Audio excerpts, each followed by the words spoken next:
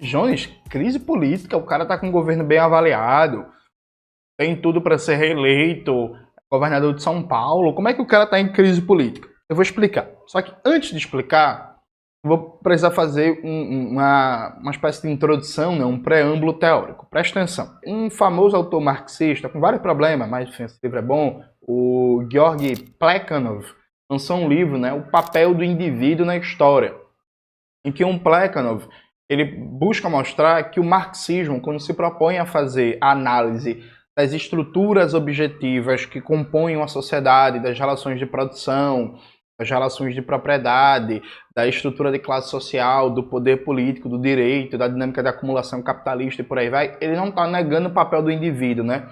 Ele está tentando formular o lugar teórico do indivíduo na estrutura objetiva. Marx tem uma famosa frase que os homens fazem sua história, mas não a fazem como querem ou fazem sobre condições determinadas. Essa frase de Marx é muito boa porque é uma espécie de síntese, né? Assim, nós temos autonomia para fazer a história, mas a gente não faz nas condições que quer. A gente faz nas condições determinadas pela própria história. Então, é a dialética ali entre determinismo e liberdade. Perfeito? Por que isso é importante? Na hora de analisar a luta de classes, os atores políticos centrais, a sua subjetividade tem peso sim. Não é o peso absoluto. Você não explica um processo político só pela subjetividade dos atores políticos, tá ligado? Então, assim, se você quiser analisar, sei lá, por exemplo, o golpe de 64, não dá para analisar o golpe de 64 só falando da personalidade do João Goulart. Mas é impossível você analisar o golpe de 64 sem você considerar a personalidade do João Goulart. Porque se fosse o Brizola no lugar do João Goulart, por exemplo, o Brizola não teria ido para o exílio nunca. O Brizola teria trocado bala. Então, o papel do indivíduo, da personalidade, da ação individual, ela tem peso no quadro de compreensão histórico da luta de classes, beleza? Por que eu começo falando isso? Veja, o bolsonarismo, ele tem uma característica que é marcante dele, que é o Bolsonaro e a sua família, eles são incapazes de construir organização política. Preste atenção que isso aqui é muito importante. O Bolsonaro e sua família são incapazes de construir organização política. Por quê? Porque o Bolsonaro e sua família, eles trabalham numa lógica de clã, e eles não conseguem delegar poder e trabalham numa lógica de que todos os aliados têm que estar 100% subordinados a eles. No momento que o aliado discordar de alguma coisa, ele vira automaticamente inimigo e precisa ser eliminado. Durante o governo Bolsonaro, a gente viu muito isso no próprio governo, né? Caso clássico, o Bebiano. E a gente viu isso, inclusive, com governos estaduais. É muito marcante, por exemplo, o Wilson Witzel, eleito governador do Rio de Janeiro, Bolsonaro, viva Bolsonaro, não sei o quê. Quando o Wilson Witzel tentou ter algum nível de autonomia e começou a falar de candidatura presidencial, foram lá e cortaram a cabeça dele. João Dória, Bolsonaro, buscou ter algum nível de autonomia, discordou de Bolsonaro durante a pandemia, tentou ser candidato a presidente, cortaram a cabeça dele. E o bolsonarismo, ele funciona assim, né? Não há delegação de funções. O bolsonarismo, ele não consegue estabelecer uma hegemonia no sentido de que você é uma força local, eu me alinho a você, garanto seu interesse e garanto o meu, e a gente exerce a hegemonia nacional. Isso só acontece com o bolsonarismo enquanto não tiver discordâncias com a força menor que está se aliando com a força maior. Quando tiver discordância, meu amigo, é tchau. Nesse momento, por exemplo, está tendo uma guerra interna bem interessante no bolsonarismo, que o Carlos Bolsonaro quer ser candidato ao Senado em Santa Catarina. A Carol Deltoni e a Júlia Zanata, as duas, né, enfim, as duas conservadoras lá do... Ei, vai não, e o bicho tá pegando. Então é Bolsonaro, Bolsonaro, eu vou aí pra Santa Catarina pegar uma vaga pro Senado, porque no Rio de Janeiro não tem espaço mais pra mim. Não vem não, tá ligado? E aí, esse é um problema clássico. O Bolsonaro, ele não trabalha com a ideia de um sucessor. Ele não trabalha com a ideia do sucessor por um motivo muito simples.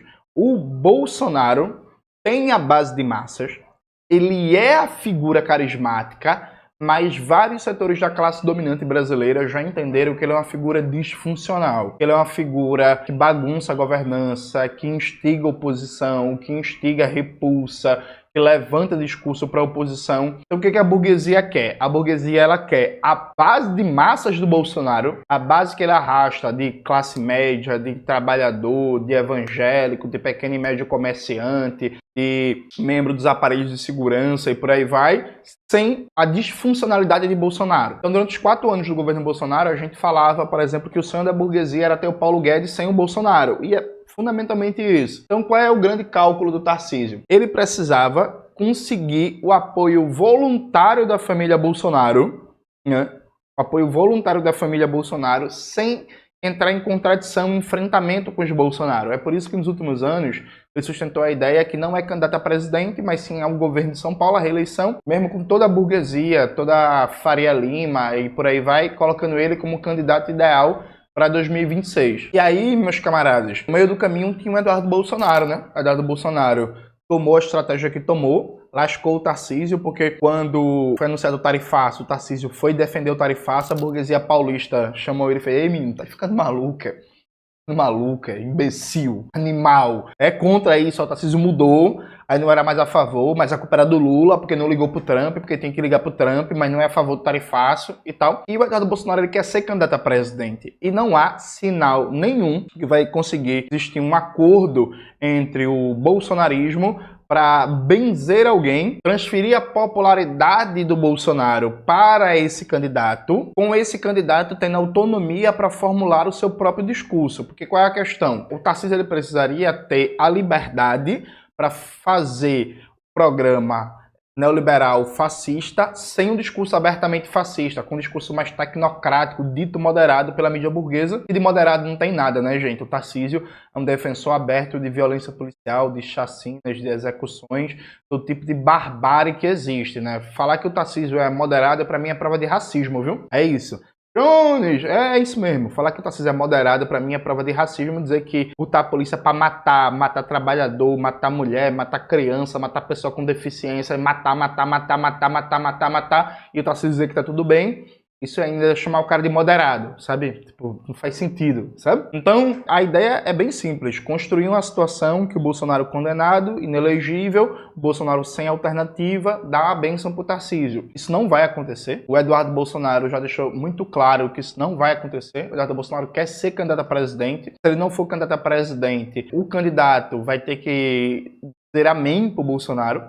Vai ter que repetir toda a cartilha ideológica bolsonarista e vai ter que colocar o Bolsonaro no centro da sua campanha política, o que cria um problema necessariamente para todo candidato bolsonarista, cria um problema para o Tarcísio, cria um problema para o Caiado, cria um problema para o Ratinho Júnior. Depois do tarifaço do Trump e da presepada antinacional que o Eduardo Bolsonaro fez. Então o Tarcísio tá ali meio que entre a cruz e a espada. Ele não pode se distanciar muito do bolsonarismo, ao mesmo tempo ele não pode assumir plenamente o discurso bolsonarista, porque o discurso bolsonarista inclusive é disfuncional para vários setores e fica mais fácil inclusive bater no Tarcísio, né? Se ele assumir, por exemplo, a defesa do tarifaço do Trump, dos ataques à economia brasileira, a sabotagem ao Pix e por aí vai. No meio desse redemoinho tem a questão das seguidas crises que o Estado de São Paulo enfrenta e vai enfrentar cada vez mais com a expansão das facções criminosas. Aqui me permita fazer uma teorização também. O Max Weber, certa vez, chamou grupos criminosos de capitalismo de predação. Que é basicamente dizer o seguinte, ó, você tem empresas, se trata disso, viu, gente? Se trata disso.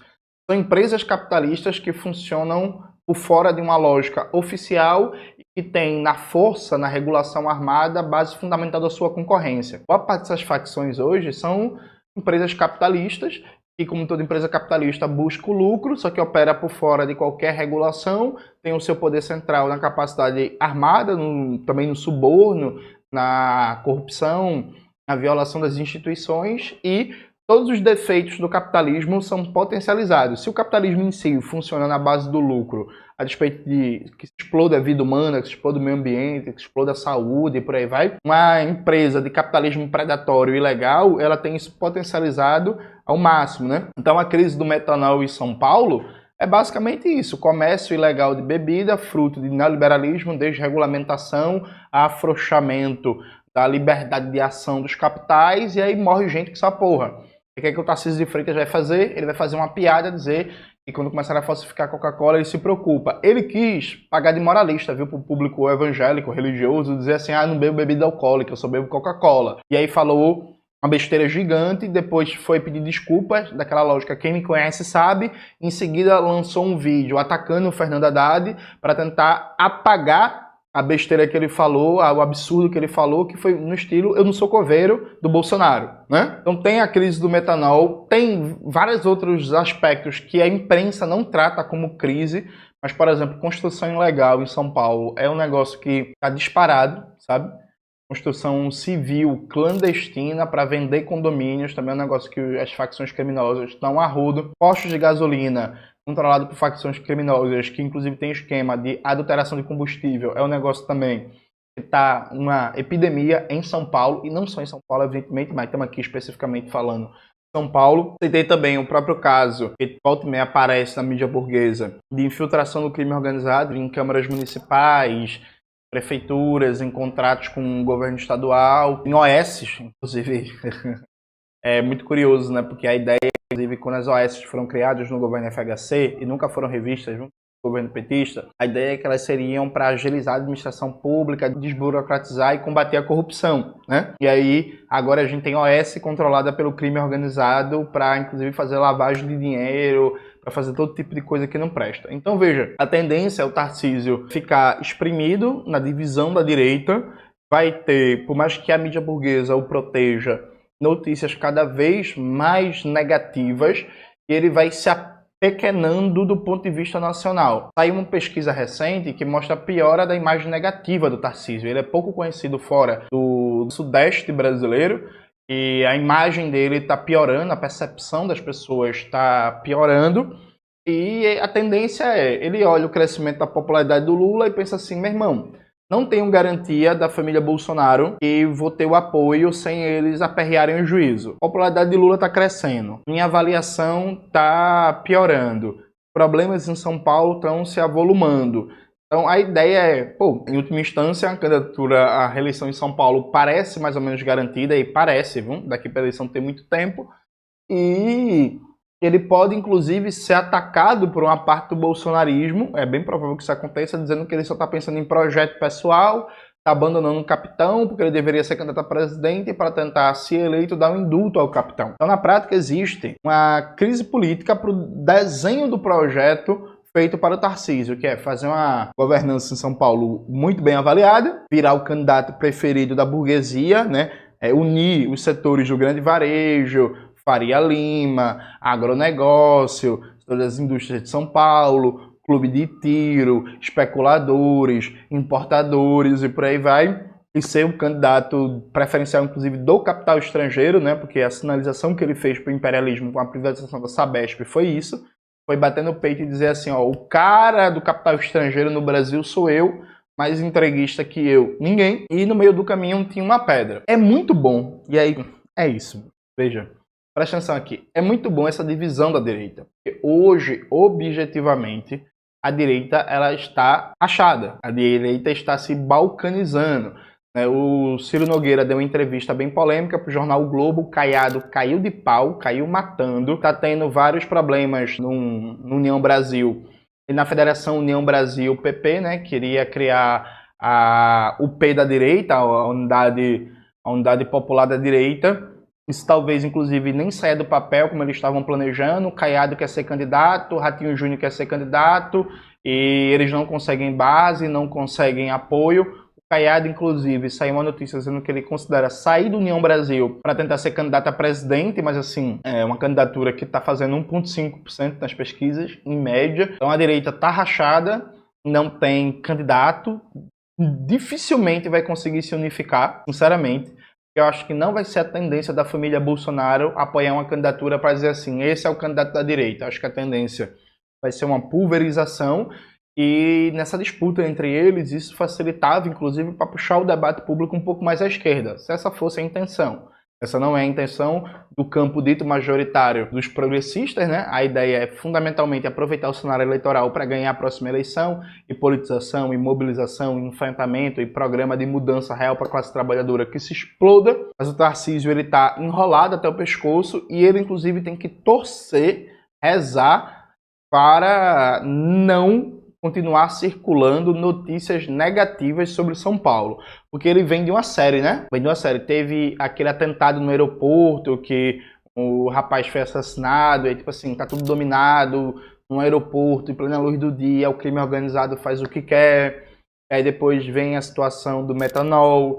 Agora tem a notícia que a Sabesp está considerando usar água de esgoto tratada para transmitir água para a população. Ele tem que rezar, e muito, para não ter mais nenhuma crise no sistema elétrico, né, na Enel em São Paulo, ou ter problema crônico de desabastecimento, que é uma possibilidade. Aí teve o escândalo do ICMS, né, desviado, mais de R$1 bilhão no esquema criminoso que envolvia uma rede de farmácias, a Ultrafarma, lá em São Paulo.